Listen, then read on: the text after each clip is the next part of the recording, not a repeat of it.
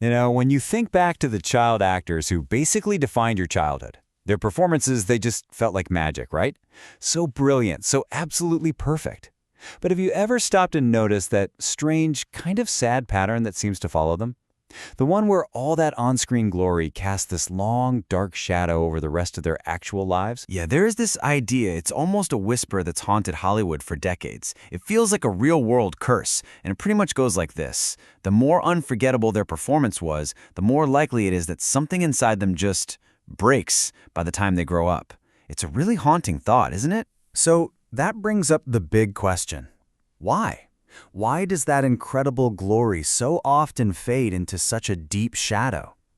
Well, that's what we're going to do. We're going to peel back the layers on this immense weight of early success and really break down the factors behind this tragic pattern. Okay, so it really boils down to three core pressures that just pile on top of each other.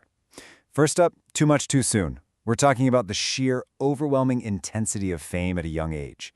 Second, a lost identity. That crisis of trying to figure out who you are when the entire world won't let you. And third, a cruel industry. Just the harsh, unforgiving reality of the business itself. So let's start with that first one. Too much too soon. I mean, think about it. The experience of peaking in your career as a kid, it's got to be incredibly disorienting. Imagine hitting your life's biggest high before you can even legally drive. It can set a person up for a whole lifetime of feeling unfulfilled, always chasing a feeling they can never, ever get back. Nothing else ever feels good enough. And that leads right into the next big pressure, this identity crisis. The public falls head over heels for the 10-year-old on the screen, and that image, it gets frozen in time.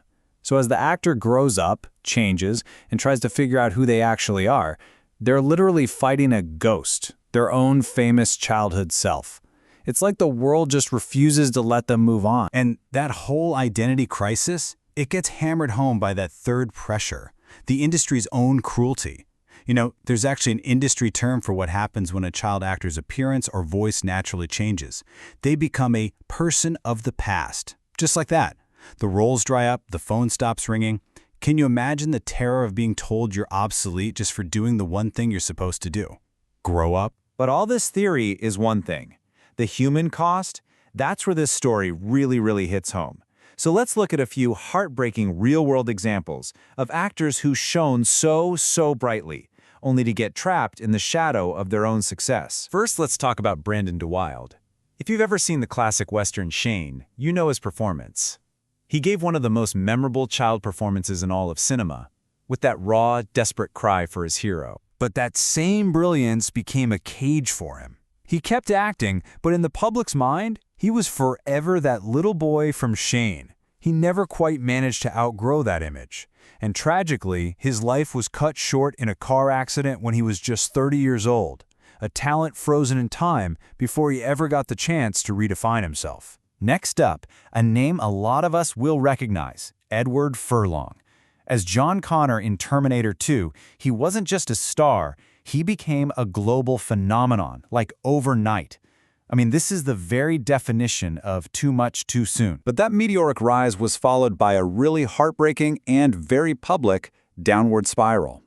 He fought battles with drug dependency and mental instability, and eventually became totally estranged from the industry that made him famous in the first place. It was a severe career decline and a stark, painful example of just how destructive fame can be when it hits that young. And then we have Jake Lloyd. He took on the absolutely monumental task of playing young Anakin Skywalker in Star Wars, becoming the face of one of the most hyped-up films in history. And this is where we see that third pressure, the cruelty of the industry, and in this case, the public, at its absolute worst. He faced intense, horrible bullying and just vicious online slander for his role. The pressure got so bad he had to retire from acting completely just to escape it. His struggles then tragically continued into his adult life with severe mental illness, which reportedly led to him being institutionalized. The dream role, it turned into a real-life nightmare. So, after hearing these stories, it's pretty easy to think this path is just inevitable. But is it? Is there a way to actually escape the shadow?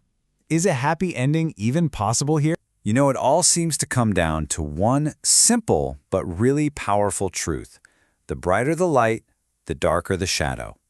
Early fame is never just a gift.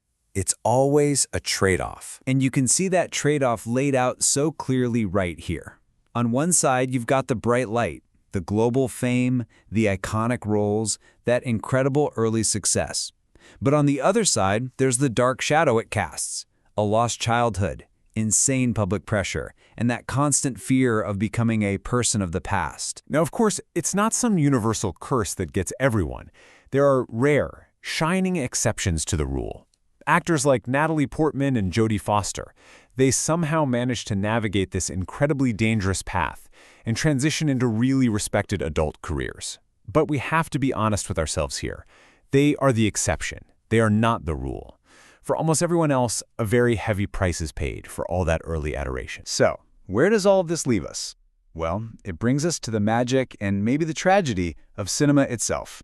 This idea that these actors are forever frozen in film. This is the great, bittersweet paradox, isn't it? Their real lives might have become messy or flawed or even forgotten by the same public that once loved them, but in their films, they are perfect.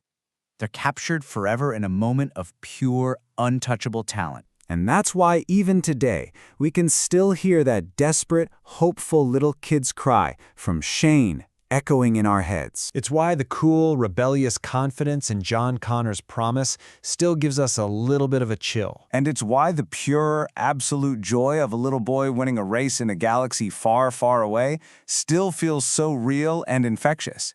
These lines, these moments, they're part of our collective memory, all thanks to them. They achieved a kind of immortality on screen, you know? Their brilliance captured forever for all of us to see. But it leaves us with one final, haunting question to really think about. What is the true price of being frozen in time?